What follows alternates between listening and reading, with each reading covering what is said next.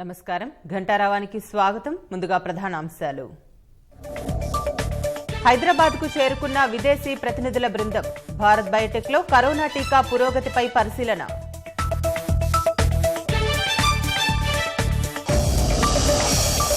రాష్ట్రంలో కొత్తగా 682 కరోనా కేసులు నమోదు. దేశంలో 97 లక్షలు దాటిన బాధితుల సంఖ్య.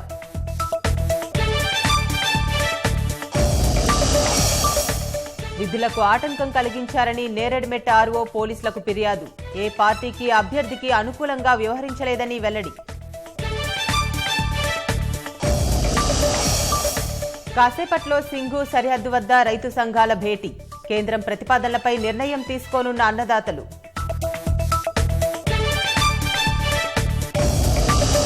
జమ్మూ కశ్మీర్లో ముమ్మరంగా ఉగ్రవాదుల ఏరివేత. 2 ముష్కర్లను మట్టుబెట్టిన భద్రతా బలగాలు.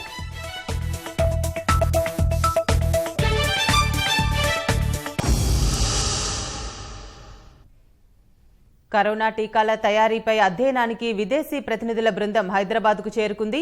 దేశంలో టీకాల పురోగతిని తెలుసుకునేందుకు వివిధ దేశాలకు చెందిన రాయబారులు, హై కమిషనర్లు భారత్ బయోటెక్, బయోలాజికల్ ఈ సంస్థను సందర్శించనున్నారు. మరింత సమాచారం మా ప్రతినిధి రమ్య ప్రత్యక్ష ప్రసారం ద్వారా అందిస్తారు. ఇప్పుడు మనం చూసినట్లయితే కనుక ఆ భారత్ బయోటెక్ అదేవిధంగా బయోలాజికల్ ఈకి బస్సులు అంటే మొత్తంగా 64 మందికి సంబంధించినటువంటి విదేశీ రాయబారులు, హైకమిషన్ తీసుకొస్తున్నటువంటి బస్సును మనం చూస్తున్నాం. మొత్తం 5 బస్సుల ద్వారా అంటే తెలంగాణ ప్రభుత్వం ప్రత్యేకంగా 5 వాహనాలను ఏర్పాటు చేసింది. ఎవరైతే ఈ 2 సంస్థలను విజిట్ చేయడానికి వస్తారో మొత్తం 5 బస్సులు, అందులో 2 బస్సులు ఇప్పటికే భారత్ బయోటెక్ చేరుకోగా ఇప్పుడు మనం చూస్తున్నటువంటి వాహనాలు బయోలాజికల్ ఈ వైపుగా వెళ్తున్నాయి. ఇక ఈ వాహనం అంటే విదేశీ రాయబారులు, హైకమిషనర్లను తీసుకొచ్చేందుకు ముఖ్యంగా ఇటు రాష్ట్ర ప్రభుత్వం నుంచి ప్రత్యేకంగా భద్రత ఏర్పాటు చేశారు. ఇక్కడ ట్రాఫిక్ ని కూడా క్లియర్ చేసి ఆ వాహనాల్ని నేరుగా ఆయా సంస్థల్లోకి పంపించినటువంటి దృశ్యాలను కూడా మనం చూస్తున్నాం. ఇక ప్రస్తుతం మనం ఉన్నాం భారత్ బయోటెక్ వద్ద. 2 వాహనాలు అంటే మొత్తంగా 5 బస్సుల ద్వారా 64 మందిని ఇక్కడికి తరలించగా విదేశీ రాయబారులు అదేవిధంగా హైకమిషన్లు, అందులో 2 వాహనాలు ఇప్పటికే భారత్ బయోటెక్ లోపలికి చేరుకున్నాయి. అయితే మన మొత్తంగా వచ్చేటువంటి టీం ఎవరైతే ఉన్నారో వీరంతా కూడా 2 టీములుగా ఫామ్ అయ్యారు. అందులో ఒక టీం భారత్ బయోటెక్కి చేరుకుంది, ఇక మరో టీం అటు బయోలాజికల్ ఈకి కూడా వెళ్తుంది. ఈ ఒక్క టీం మొదట భారత్ బయోటెక్ వచ్చినటువంటి ఏదైతే టీం ఉంటుందో ఈ టీం మొత్తంగా ఇప్పటి నుంచి మధ్యాహ్నం లంచ్ టైం అంటే దాదాపు 1:45 వరకు కూడా భారత్ బయోటెక్లోనే ఉండనున్నారు. దీనికి సంబంధించి అంటే ఇప్పటికే భారత్ బయోటెక్లో కోవాక్సిన్కి సంబంధించి 3వ దశ క్లినికల్ ట్రయల్స్ కూడా నడుస్తున్నాయి. మరోవైపు దీనికి ముక్కు నుంచి పంపించేటువంటి వ్యాక్సిన్ కూడా భారత్ బయోటెక్ తయారు చేస్తున్న నేపథ్యంలోనే ఆ వ్యాక్సిన్కి సంబంధించినటువంటి వివరాలు కూడా వీళ్ళు తెలుసుకునే అవకాశం ఉంది. అయితే మొత్తంగా ఈ యొక్క బృంద సభ్యులు ఉదయం నుంచి మధ్యాహ్నం వరకు ఈ భారత్ బయోటెక్లో చేస్తున్నటువంటి ప్రయోగాలు అదేవిధంగా వాటికి సంబంధించిన పూర్తి వివరాలు తెలుసుకోవడం ద్వారా అటు రాష్ట్ర ప్రభుత్వం నుంచి కూడా సంబంధించి అంటే రాష్ట్రంలో ఈ యొక్క వ్యాక్సిన్ ప్రిపరేషన్ అదేవిధంగా ప్రొడక్షన్కి సంబంధించిన కెపాసిటీ గురించినటువంటి వివరాలను కూడా వాళ్ళు తెలుసుకున్నారు. ఆ తర్వాత ఇటు రాష్ట్ర ప్రభుత్వం కూడా అంటే భారత్ బయోటెక్ బృంద సభ్యులతో పాటుగా అటు రాష్ట్ర ప్రభుత్వం నుంచి కూడా వీళ్ళు ఇక్కడ నుంచి ప్రెజెంటేషన్ ఇవ్వనున్నారు. ఆ తర్వాత అంటే ఈ భారత్ బయోటెక్ అదేవిధంగా బయోలాజికల్ ఈ సంస్థలు అదేవిధంగా రాష్ట్ర ప్రభుత్వం ఇచ్చేటువంటి సమాచారం తీసుకున్న తర్వాత ఈ యొక్క బృందం ఈ భారత్ బయోటెక్లో ఉన్నటువంటి బృందం మధ్యాహ్నం నుంచి కూడా అటు బయోలాజికల్ ఈకి వెళ్ళనుంది. బయోలాజికల్ ఈలో ఉన్నటువంటి బృంద సభ్యులంతా కూడా తిరిగి భారత్ బయోటెక్ వస్తారు. మొత్తంగా 65 దేశాలకు సంబంధించినటువంటి వారు కూడా ఇక్కడికి వచ్చినట్టుగా తెలుస్తుంది. ఇక ఇందులో చూసినట్లయితే మొత్తం ముఖ్యంగా ఆస్ట్రేలియా, బంగ్లాదేశ్ అదేవిధంగా బెలారస్, బెల్జియం సహా అటు యుఎస్ఏ, బ్రెజిల్, కాంబోడియా అనే అనేక దేశాల నుంచి కూడా ఇక్కడికి బృంద సభ్యులు ఇక్కడికి రావడం జరిగింది. వీరంతా కూడా ఈ యొక్క నోటి ద్వారా పంపించేటువంటి వ్యాక్సిన్ అదేవిధంగా కోవాక్సిన్కి సంబంధించినటువంటి సమాచారం తీసుకున్నారు. అయితే భారతదేశ వ్యాప్తంగా మనం చూసినట్లయితే దేశంలో మొత్తం దాదాపు 60 కోట్ల వరకు కూడా ఈ వ్యాక్సిన్కి సంబంధించినటువంటి 60 లక్షల వ్యాక్సిన్లకు సంబంధించినటువంటి 60 లక్షల వరకు కూడా ప్రొడక్షన్ ఉండగా అందులో దాదాపు 40 లక్షల వరకు కూడా ప్రొడక్షన్కి సంబంధించినటువంటి కెపాసిటీ హైదరాబాద్లోనే ఉండడం విశేషం. దీనికి సంబంధించిన పూర్తి సమాచారం కూడా వాళ్ళు ఈరోజు తెలుసుకున్నారు. ఇక మరోవైపు చూసినట్లయితే కనుక ఇటు రాష్ట్ర ప్రభుత్వం కూడా దీనికి సంబంధించి సిఎస్ సోమేష్ కుమార్ రాష్ట్ర ప్రభుత్వం నుంచి ఈ బృంద సభ్యులతో రావడం, అదేవిధంగా ఢిల్లీ నుంచి కూడా కొంతమంది అధికారులు, ఉన్నతాధికారులు ఈ యొక్క ఎవరైతే ఇతర దేశాల నుంచి వచ్చినటువంటి బృంద సభ్యులను వారితో పాటు అటు ఢిల్లీ నుంచి అదేవిధంగా రాష్ట్ర ప్రభుత్వం నుంచి అధికారులను అయితే రాష్ట్ర ప్రభుత్వం తరఫున సిఎస్ సోమేష్ కుమార్ విదేశాల నుంచి వచ్చినటువంటి రాయబారులు, హై కమిషనర్లకి రాష్ట్రంలో ఉన్నటువంటి కెపాసిటీ అంటే ఇటు ప్రొడక్షన్ కావచ్చు అదేవిధంగా రీసెర్చ్కి సంబంధించినటువంటి కెపాసిటీ అనే ప్రజెంటేషన్ కూడా ఇవ్వనట్టుగా తెలుస్తుంది. Over to studio.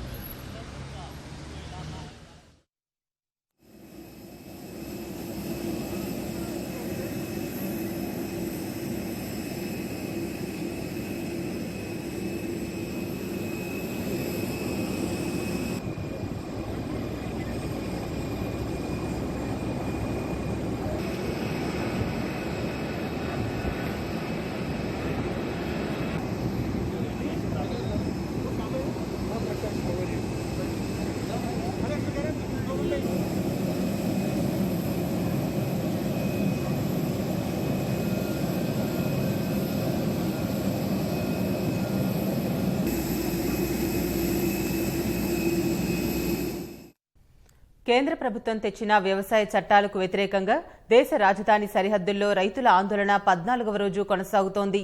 ఎముకలు కొరికే చలిలోనూ అన్నదాతలు ఆందోళన కొనసాగిస్తున్నారు. సింఘు, టిక్రీ, ఘాజీపూర్, నోయిడా సరిహద్దుల్లో రహదారులపై బైఠాయించిన రైతులు సాగు చట్టాలను రద్దు చేయాలని నినదించారు.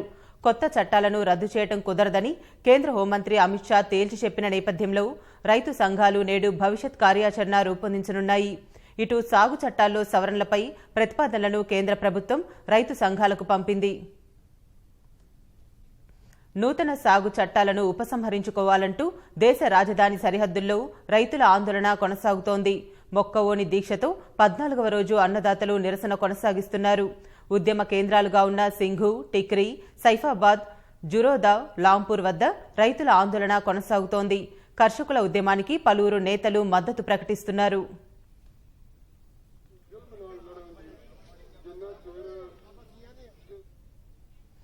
మరోవైపు చట్టాల్లో సవరణలపై ప్రతిపాదనలను కేంద్ర ప్రభుత్వం రైతు సంఘాలకు పంపింది.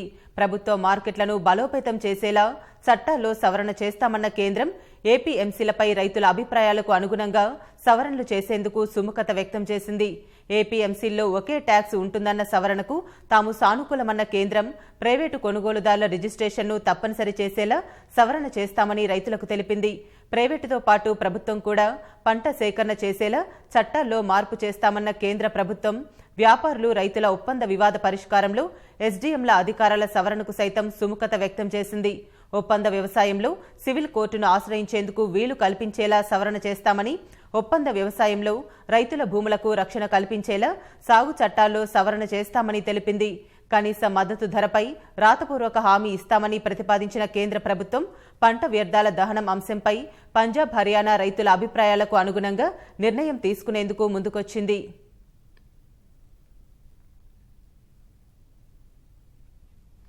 సాగు చట్టాలను రద్దు చేయాలంటూ రైతులు చేస్తున్న ఆందోళనలను వివరించేందుకు ప్రతిపక్ష నేతల బృందం నేడు రాష్ట్రపతి రామ్నాథ్ కోవింద్ను కలవనుంది.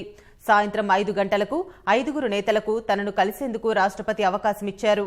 కాంగ్రెస్ అగ్రనేత రాహుల్ గాంధీ, ఎన్సీపీ అధినేత శరద్ పవార్ సహా సీతారాం ఏచూరి, డి రాజా, డీఎంకే ప్రతినిధి రాష్ట్రపతిని కలవనున్నారు. దేశవ్యాప్తంగా నిరసనల అంశాన్ని ప్రతిపక్ష నేతలు రామ్నాథ్ కోవింద్ దృష్టికి తీసుకెళ్లనున్నారు.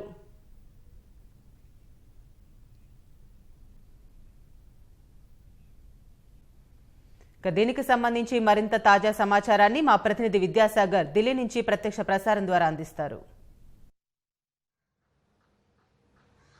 వ్యవసాయ చట్టాలను వ్యతిరేకిస్తూ ఆందోళన చేపట్టినటువంటి రైతన్నలకు కేంద్ర ప్రభుత్వం పలు సవరణలతో ప్రతిపాదనలు పంపింది. 14 రోజులుగా ఆందోళన చేస్తున్నటువంటి అన్నదాతలు పలు దఫాలుగా కేంద్ర ప్రభుత్వంతో చర్చలు జరపగా ఈరోజు జరగవలసినటువంటి చర్చలు రద్దుగాగా నిన్న సాయంత్రం అంటే రాత్రి సమయంలో కేంద్ర హోంమంత్రి అమిత్ షాతో రైతు సంఘాల ప్రతినిధులు ఒక చర్చలు కూడా జరపడం జరిగింది. ఈ నేపథ్యంలోనే ఇవాళ జరగాల్సినటువంటి చర్చలు రద్దుగాగా కేంద్ర ప్రభుత్వము 11 గంటల ప్రాంతంలో రైతు సంఘాలకు కేంద్ర ప్రభుత్వం ఏ అంశాల్లో ఈ చట్టాల్లో సవరణలు చేసేందుకు సుముఖంగా ఉందో ఆ అంశాలను రాతపూర్వకంగా కూడా ఈ రైతు సంఘాలకి పంపడం జరిగింది. దానికి సంబంధించి ఇప్పటికే ఆ కేంద్రం ప్రధానంగా కొత్త సాగు చట్టాలను రద్దు చేసే ప్రసక్తే అయితే లేదు, కానీ సవరణలు అంటే రైతు సంఘాల అభిప్రాయాల మేరకు పలు సవరణలు చేసేందుకు మాత్రం సుముఖంగా ఉన్నట్లు ఈ యొక్క ప్రతిపాదనలో పేర్కొనడం జరిగింది. ప్రధానంగా కొత్త 3 సాగు చట్టాల్లో కేంద్రము ఏ సవరణలకు ముందుకు వచ్చిందన్నది కనుక పరిశీలించినట్లయితే ప్రధాన అంశాలు మాత్రం 5గానే పరిగణించాలి. ఇందులో ఒకటి ఏపీఎంసీలు అంటే అగ్రికల్చర్ ప్రొడక్టివ్ మార్కెటింగ్ కమిటీలు అంటే ప్రభుత్వ వ్యవసాయ మార్కెట్లకు సంబంధించి వాటిని బలోపేతం చేసేందుకు ఈ చట్టాల్లో ఒక సవరణ తీసుకొస్తాము. వాటిని భరోసా కల్పించడంతో పాటు ప్రైవేట్ మార్కెట్లకు సంబంధించి కొత్తగా రాబోయేటువంటి ప్రైవేట్ మార్కెట్లకు అదేవిధంగా ఉన్నటువంటి ప్రభుత్వ మార్కెట్లకు ఈ రెండింటికి కూడా ఒకే ట్యాక్స్ విధానం ఉండేలాగా కూడా చూస్తామంటూ ఒక సవరణ తీసుకొచ్చేందుకు కేంద్ర ప్రభుత్వం ప్రతిపాదనను రైతు సంఘాల ముందుంచింది. అదేవిధంగా ప్రభుత్వ ప్రైవేటు మార్కెట్లకు సంబంధించి ఏదైతే ఇప్పుడు కొత్తగా ప్రైవేట్ మార్కెట్లను కనుక తీసుకొచ్చినట్లయితే వారు ఎవరైతే వ్యాపారులు ఉంటారో వారికి రిజిస్ట్రేషన్ని తప్పనిసరి చేస్తాము. ఎవరు పడితే వారు కొనడానికి వీలు లేకుండా ప్రైవేటు దారులు కూడా ఎవరైతే మార్కెట్ పెట్టాలనుకుంటారో వారు ఒక రిజిస్ట్రేషన్ పద్ధతి ద్వారానే పంటల కొనుగోలు చేయాల్సి ఉంటుంది. కాబట్టి అదొక సవరణను కూడా ఈ యొక్క చట్టాల్లో తీసుకొచ్చేందుకు కేంద్ర ప్రభుత్వం ముందుకు వచ్చింది. దాంతోపాటు ఏపీఎంసీల బలోపేతంతో పాటు మరొక చట్టం ఏదైతే ఈ కాంట్రాక్ట్ ఫార్మింగ్ సంబంధించి ఉందో దాంట్లో ఇప్పటికే వ్యాపారులు అధికారులు అదేవిధంగా రైతుల మధ్య ఒక కాంట్రాక్ట్ ఒప్పందం కుదిరినప్పుడు వారి మధ్య ఏదైనా వివాదాలు వచ్చినప్పుడు వాటిని పరిశీలించేందుకు ఇప్పటి వరకు మన తెలుగు రాష్ట్రాలకు సంబంధించి సబ్ కలెక్టర్ వద్ద పరిష్కరించుకోవాల్సి ఉంటుందంటూ కూడా ఈ యొక్క చట్టాల్లో పేర్కొనడం జరిగింది. ప్రస్తుతం దాన్ని సవరించి సబ్ కలెక్టర్ అధికారాలకు సవరించి ఏదైతే వివాదం కనుక వచ్చినట్లయితే రైతులు స్థానిక కోర్టులు అంటే ప్రస్తుతం ఉన్న స్థానిక సివిల్ కోర్టులను కూడా ఆశ్రయించి ఆ వివాదాలను పరిష్కరించుకునేందుకు వీలు కల్పిస్తూ కూడా ఈ చట్టాల్లో సవరణ చేసేందుకు కేంద్రం మరొక ప్రతిపాదనను సిద్ధం చేసింది. దాంతోపాటు ఈ కాంట్రాక్ట్ ఫార్మింగ్ ద్వారా రైతులు లేవనెత్తున్నటువంటి మరో అభ్యంతరము రైతుల భూములకు రక్షణ ఉండదు. ఈ యొక్క ఒప్పందంలో ప్రైవేటుదారులు రైతుల భూములను ఆక్రమించుకునే అవకాశం ఉంటుందంటూ లేవనెత్తినటువంటి అభ్యంతరంపై రైతుల యొక్క భూములకు రక్షణ కల్పించేలాగా ఈ చట్టాల్లో సవరణ చేస్తామంటూ కూడా కేంద్రం మరొక ప్రతిపాదన తీసుకొచ్చింది. దాంతోపాటు ప్రధాన డిమాండ్ అయినటువంటి కనీస మద్దతు ధరకు సంబంధించి ఇప్పటి వరకు పలు దఫాలుగా జరిగినటువంటి చర్చలు జరిపినటువంటి సమయంలో చెప్పినటువంటి మాట కనీస మద్దతు ధరకు సంబంధించి ఒక రాతపూర్వక హామీని మేము రైతు సంఘాలకు ఇస్తామన్నటువంటి ప్రతిపాదనను కూడా ఈ రైతు సంఘాలకు పంపినటువంటి ప్రతిపాదనలో కేంద్రం పేర్కొనడం జరిగింది. దాంతోపాటు ప్రధానంగా ఇప్పుడు ఈ ఆందోళనలో అగ్రభాగాన ఉన్నటువంటి పంజాబ్ హర్యానా రైతులకు సంబంధించి పంట వ్యర్థాల దహనం అనేది ఇక్కడ పెద్ద సమస్యగా మారింది. కాబట్టి వారికి ఇటీవల ఈ పంట వ్యర్థాల దహనానికి సంబంధించి కొత్త చట్టాల్లో కొన్ని అంశాలు వారికి కొంత కఠినంగా మారినందున వాటిని పంజాబ్ హర్యానా రైతులతో చర్చించి వాటిని కూడా సవరించేందుకు తాము సిద్ధంగా ఉన్నామంటూ కూడా కేంద్ర ప్రభుత్వం ఈ యొక్క ప్రతిపాదనలో పేర్కొనడం జరిగింది. మొత్తంగా ఏపీఎంసీల బలోపేతం అంటే ప్రభుత్వ మార్కెట్లను బలోపేతం చేస్తాము, ప్రైవేట్ మార్కెట్లను ఎలో చేసినప్పటికీ కూడా ప్రభుత్వ మార్కెట్ల బలోపేతము, కనీస మద్దతు ధర హామీ, దాంతోపాటు ఈ కాంట్రాక్ట్ ఫార్మింగ్ సంబంధించి రైతుకు ఏదైతే మద్దతు అంటే భరోసానిచ్చేలాగా సవరణలతో పాటు ఈ యొక్క పంట వ్యర్థాల దహనానికి సంబంధించిన సవరణలతో కేంద్ర ప్రభుత్వం పలు ప్రతిపాదనలు పంపింది. వీటితో పాటు మరికొన్ని చిన్న చిన్న ప్రతిపాదనలు కూడా చేసినప్పటికీ ప్రధానమైనటువంటి రైతు సంఘాలు లేవనెత్తుతున్నటువంటి అభ్యంతరాలు ఇవే ప్రధానమైనవి కాబట్టి వాటితో ఒక నివేదికను రాతపూర్వక నివేదికను కేంద్ర ప్రభుత్వం రైతు సంఘాలకు పంపింది. వాటిపై రైతు సంఘాల నేతలు కూడా కొద్దిసేపటి క్రితమే సింగు సరిహద్దులో భేటీ అయ్యి కేంద్ర ప్రతిపాదనలపై చర్చిస్తున్నట్లుగా తెలుస్తుంది. అయితే రైతు సంఘాల నేతలను ఈ ప్రతిపాదనల కంటే ముందు మనం అడిగినప్పుడు మాత్రం వారు ఒకటే చెప్తున్నారు, సవరణలతో కనుక కేంద్ర ప్రభుత్వం పంపే ప్రతిపాదనలు ఉంటే తాము ఆమోదించేది లేదు, కొత్త సాగు చట్టాలను వెనక్కి తీసుకొని తమ అభిప్రాయాలతో మరో కొత్త చట్టాన్ని తీసుకొస్తేనే అది ఆమోదయోగ్యం అవుతుందంటూ కూడా రైతు సంఘాల నేతలు చెప్తున్నారు.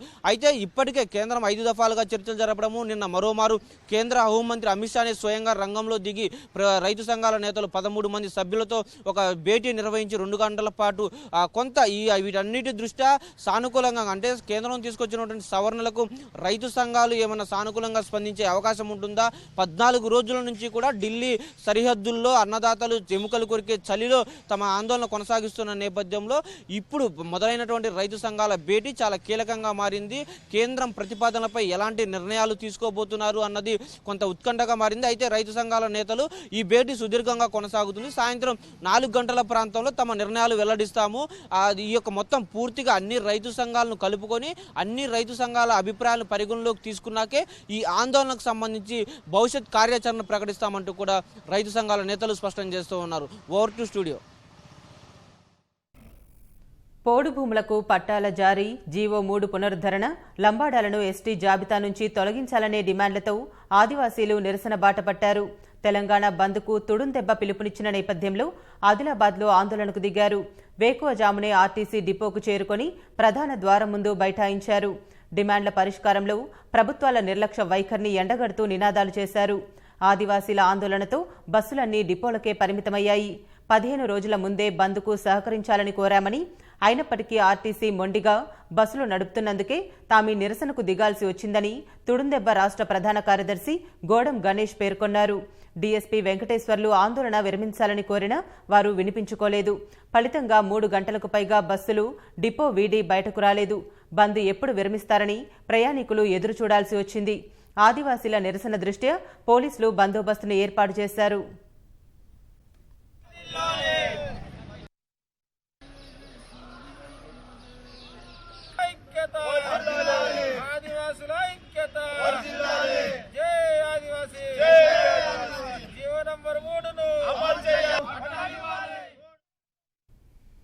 జీహెచ్ఎంసీ పరిధిలోని నేరేడ్మెట్ డివిజన్లో తెరాస అభ్యర్థి గెలుపుతో ఆ పార్టీ కార్పొరేటర్ల సంఖ్య 56కు చేరింది. బల్దియా ఫలితాలు వెలువడిన ఈ నెల 4వ తేదీనే నేరెడ్మెట్ డివిజన్ లెక్కింపు చేపట్టారు. అయితే తెరాస అభ్యర్థి 504 ఓట్ల మెజార్టీలో ఉన్నప్పటికీ ఇతర ముద్రతో ఉన్న ఓట్లు 544 ఉన్నాయి.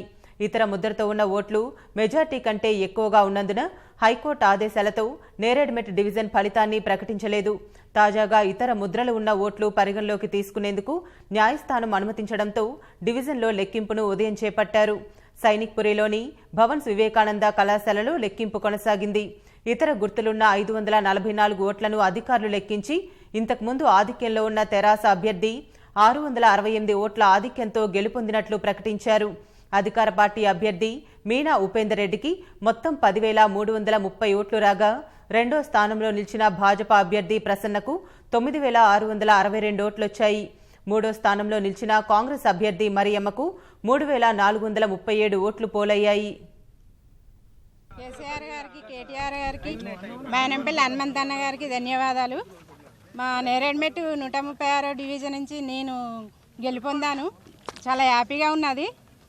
4 రోజుల నుంచి ఇంకా ప్రాబ్లం అని అన్నారు కానీ హ్యాపీగా క్లియర్ అయిపోయింది. నేను ఇన్ అయ్యాను. నేరెడ్మెట్ కౌంటింగ్ సందర్భంగా విధులకు ఆటంకం కల్పించటం, అసభ్యంగా దూషించిన వారిపై నేరెడ్మెట్ పోలీస్ స్టేషన్లో ఫిర్యాదు చేశానని రిటర్నింగ్ అధికారి లీనా పేర్కొన్నారు. తాను ఏ అభ్యర్థికి, ఏ పార్టీకి అనుకూలంగా వ్యవహరించలేదన్న ఆమె తనపై పలువురు అభ్యర్థులు అనేక ఆరోపణలు చేశారని ఆవేదన వ్యక్తం చేశారు. తాను ఎవరికీ అమ్ముడు పోలేదన్న లీనా కౌంటింగ్ సందర్భంగా ఘటనల్ని ఎన్నికల సంఘానికి నివేదిస్తానని తెలిపారు. అంటే లాస్ట్ 15-20 డేస్ నుండి మీకు 136 వార్డు 50 పోలింగ్ స్టేషన్ ఎట్లా అయిందో ఆర్ఓ గారు అట్లా అయ్యారు. బట్ ఒకటి నచ్చిన రిక్వెస్ట్ ఏంటంటే, నేను ఆర్ఓగా ఒక డిపార్ట్మెంట్ నుంచి ఒక ఎలక్షన్ కమిషన్ అపాయింట్ చేస్తే వచ్చిన ఆఫీసర్ని నేను. అంటే డే 1 నుంచి నా మీద ఫాల్స్ అలిగేషన్స్ ఏంటి అంటే, యాక్చువల్గా ఫస్ట్ నుంచి 11 o'clock స్టార్ట్ అయింది మన కౌంటింగ్ అన్నారు. No, we have started at 8 o'clock. 8:15కి పోస్టల్ బ్యాలెట్ అయిపోయింది. మనం కౌంట్ చేయడం స్టార్ట్ చేసాం. అంటే I don't want to name them. ఆ హాల్లో లేని వాళ్ళు ఇచ్చిన రిపోర్ట్ ప్రకారంగా మీరు కూడా రాశారు, బట్ లేదు. అది ఎందుకంటే మధ్యలో కూడా 544 నా ఇష్ట ప్రకారంగా పక్కన పెట్టినవి కావాలి. మనకు వచ్చిన టీఎస్సీసీ నుంచి వచ్చిన ఇన్స్ట్రక్షన్స్ ప్రకారం పక్కన పెట్టాం. ఇంకొకటి, నేను సారీ చెప్పి ఎందులోనూ ఓట్లు కలపలేదు. సారీ చెప్పి ఓట్లు కలిపేది కాదు నా డ్యూటీ. నేను కౌంట్ చేస్తాను అంతే. ఎలక్షన్ ఆరో అంటే ఏంటి? I have to be free, peaceful election చేయాలా. నేను ఇంతవరకు ఎందుకు మాట్లాడలేదు అంటే, ఒక బాధ్యత చైర్లో కూర్చున్నాను కాబట్టి మాట్లాడలేదు. ఇంకోటి, నా మీద చాలా కేసెస్ పోలీస్ స్టేషన్లో రిజిస్టర్ చేశారు. రిజిస్టర్ చేయలేదన్నారు, రిజిస్టర్ చేశారు. నాకు ఈ ప్రెజర్తో పాటు ఆ ప్రెజర్, ఆ ఎంక్వైరీ. బట్ లాస్ట్ నైట్ నా మీద అవన్నీ క్లోజ్ అయ్యాయి. మీకు కావాలంటే ఆ కాపీస్ అన్నీ నేను ఇస్తాను. అండ్ అంటే అది because I represent election commission కాబట్టి నేను మాట్లాడలేదు. And I come from A department. నేను అన్నాను అంటే ఆ డిపార్ట్మెంట్కి ఒక చెడ్డ పేరు. అవన్నీ రావద్దని నేను ఈరోజు మాట్లాడలేదు. Because personal allegations. ఇది నా ఫోన్ నంబర్ 728888 తెలుసు మీ అందరికీ. మీకు కావాలంటే you can take my call log. నేను 17th రోజు వచ్చాను జిహెచ్ఎంసీకి, మీరు తీసుకోవచ్చు. నాకు ఎవరు ప్రెజర్ చేశారు, ఎవరు ఫోన్లు చేశారు, ఎవరు ప్రెజరైజ్ చేశారు, నన్ను ఎవరు కొన్నారు, నేను ఎవరికి అమ్ముడు పోయాను, ఇవన్నీ you can take. As a media you have right, తీసుకోవచ్చు. అంటే నేనేంటంటే, నేను ఒక ఎంప్లాయీగా నేను మాట్లాడుతున్నాను. మెడబట్టి గెంటేశారు. దట్ వాజ్ ఇక అదొకటి. నా మీద ఉన్న అలిగేషన్స్ నేను చెప్తున్నాను. ఇంకొకటి ఏంటంటే, నేను last night I have registered case in police, Neredmet police station. On whom అంటే ప్రసన్న నాయుడు అండ్ అదర్స్ చేశానండి. నేను ఎలక్షన్ కమిషన్ కూడా నేను ఒక కంప్లైంట్ ఆర్ రిపోర్ట్ కూడా ఇవ్వదలుచుకున్నాను నేను. That's all. అంటే ఇదే నా మీద ఫాల్స్ అలిగేషన్స్, నన్ను mental and unparliamentary language. She abused me for no reason. She abused me and my family members. That was very wrong. ఏలూరులో అంతుచిక్కని వ్యాధి ప్రభావం కొనసాగుతోంది. వింత వ్యాధి బాధితుల సంఖ్య 583కు చేరింది. చికిత్స అనంతరం కోలుకున్న 470 మందిని ఇప్పటి వరకు డిశ్చార్జ్ చేసినట్లు వైద్యులు తెలిపారు. ప్రస్తుతం ఆసుపత్రిలో 93 మంది బాధితులు చికిత్స పొందుతున్నారు. మెరుగైన చికిత్స కోసం 20 మందిని విజయవాడ, గుంటూరు ఆసుపత్రికి తరలించారు. ఏలూరులో అంతుచిక్కని వ్యాధి ప్రభావం, బాధితుల పరిస్థితిపై ఏపీ సీఎం జగన్ కాసేపట్లో వీడియో కాన్ఫరెన్స్ ద్వారా వైద్యులు, అధికారులతో మాట్లాడనున్నారు. ఏలూరు ప్రభుత్వాసుపత్రిని సందర్శించిన ఎన్సీడీసీ బృందం సూపరింటెండెంట్ మోహన్తో సమావేశమైంది. రోగుల వివరాలు, ఆరోగ్య పరిస్థితిని ఎన్సీడీసీ బృందం సభ్యులు తెలుసుకున్నారు.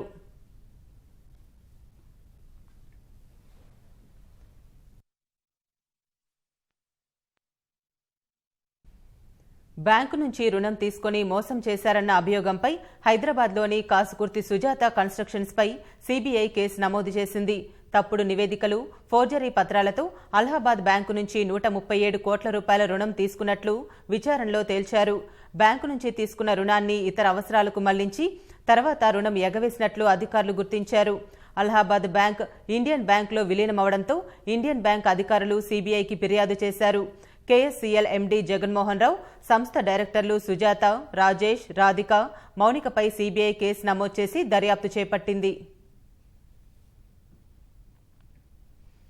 పరిపాలనలో పారదర్శకత, అధికారుల్లో జవాబుదారీతనం లేకపోవడం వల్ల అవినీతి పెరిగిందని ఆర్టీఐ మాజీ కమిషనర్ వెంకటేశ్వర్లు అభిప్రాయపడ్డారు. జలవిహార్ వద్ద యూత్ ఫర్ యాంటీ కరప్షన్ సంస్థ ఆధ్వర్యంలో అంతర్జాతీయ అవినీతి నిరోధక దినోత్సవం నిర్వహించారు.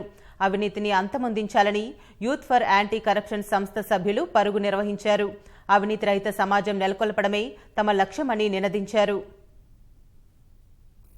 పరిపాలనలో పారదర్శకత, అధికారుల జవాబుదారీతనము లేకపోవడమే ఈ యొక్క కరప్షన్కు మూలమనే విషయాన్ని మీతో నేను తెలియజేస్తా ఉన్నాను. హ్యూమన్ ఇన్వాల్వ్మెంట్ ఎక్కడైతే ఎక్కువ ఉంటుందో అక్కడ అవినీతి జరిగేటువంటి అవకాశాలు ఎక్కువ ఉన్నవి. మనము ప్రతి పేపర్ కూడా ఆన్లైన్లో ప్రపంచంలో ఎక్కడున్నా మనం చూసుకునేటువంటి పరిస్థితి ఉన్నట్లయితే ఈ యొక్క హ్యూమన్ ఇన్వాల్వ్మెంట్ తక్కువగా ఉంటుంది. అప్పుడు మనకు అవినీతిని నిర్మూలించడానికి చాలా ఉపయోగపడినట్లుగా ఉంటుందని కూడా నేను మనవి చేస్తా ఉన్నాను. జమ్మూ కాశ్మీర్లో ఉగ్రవాదుల ఏరివేత ప్రక్రియ ముమ్మరంగా సాగుతోంది. తాజాగా పుల్వామాలోని టికెన్ ప్రాంతంలో 3 ఉగ్రవాదులను భద్రతా బలగాలు మట్టుపెట్టాయి. బలగాల కాల్పుల్లో మృతి చెందిన ముష్కరులు అల్బద్రే ఉగ్ర సంస్థకు చెందినవారిగా పోలీసులు పేర్కొన్నారు.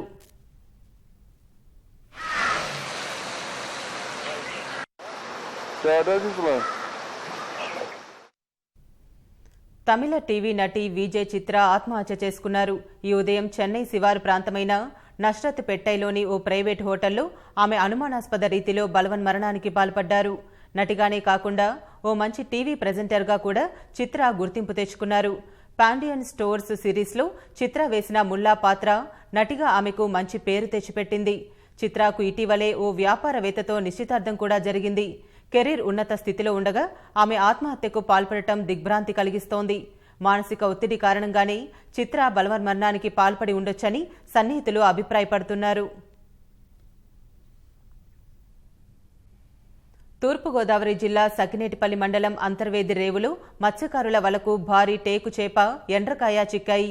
80 కిలోల టేకు చేపను నర్సాపురానికి చెందిన వ్యాపారి 8,000 రూపాయలకు కొన్నారు. అలాగే 800 గ్రాముల టైగర్ రొయ్యను 500 రూపాయలకు తీసుకున్నారు. అభిరుచులు, అలవాట్లు ఎంతో అమూల్యమైనవి. అవి ప్రత్యేక గుర్తింపును కూడా తీసుకొస్తాయి. అలాగే ఛత్తీస్గఢ్కు చెందిన రామ్ సింగ్ అగర్వాల్ పురాతన నాణేల సేకరణ ద్వారా అందరి దృష్టిని ఆకర్షించారు. మొఘలాయుల కాలం నుంచి ఇప్పటి వరకు విడుదలైన అన్ని రకాల నాణేలను సేకరించి అందరినీ ఆశ్చర్యపరుస్తున్నారు. ఛత్తీస్గఢ్ కోర్బా జిల్లాకు చెందిన రామ్ సింగ్ అగర్వాల్ కు నాణేల సేకరణ అంటే ఎంతో ఇష్టం. తనకున్న ఆసక్తి మేరకు 1974 నుంచి నాణేలను సేకరించడం ప్రారంభించారు. మొఘలాయుల కాలం నుంచి ఇటీవల ప్రభుత్వం విడుదల చేసిన 1000 రూపాయల నాణెం వరకు వివిధ రకాల కాయిన్స్ ను సేకరించారు. Chamber of commerce and industries అధ్యక్షుడిగా పనిచేసిన సమయంలో ఓ బ్యాంక్ మేనేజర్ చెప్పిన మాటలు రామ్ సింగ్ ను నాణేల సేకరణకు ఉపక్రమించేలా చేశాయి. అప్పట్నుంచి నాణేల సేకరణ మొదలుపెట్టిన ఆయన ఇప్పటికీ కొనసాగిస్తున్నారు.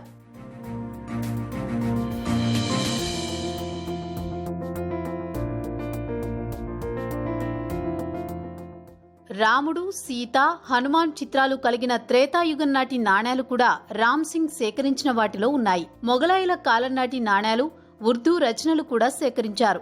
1700 సంవత్సరం నాటి జార్జ్ చక్రవర్తి చిత్రం కలిగిన నాణెం బృహదీశ్వర ఆలయం నిర్మించిన 1000 ఏళ్లు పూర్తయిన సందర్భంగా ప్రభుత్వం విడుదల చేసిన 1000 రూపాయల నాణెం రామ్ సింగ్ వద్ద ఉన్నాయి. అలాగే 150 రూపాయల నాణెం సిక్కుల తొలి గురువు గురునానక్ 550వ జయంతి సందర్భంగా విడుదల చేసిన 550 రూపాయల నాణెం కూడా రామ్ సింగ్ సేకరించారు. అంతేకాదు విదేశీ కరెన్సీని కూడా సేకరించారు. 30 దేశాల కరెన్సీని సేకరించడం జరిగింది. ఇందుకోసం 2 లక్షల వరకు ఖర్చు చేశారు. నాణేల సేకరణ అలవాటు ద్వారా తనకు ప్రత్యేక గుర్తింపు లభించడంపై రామ్ సింగ్ సంతోషం వ్యక్తం చేస్తున్నారు.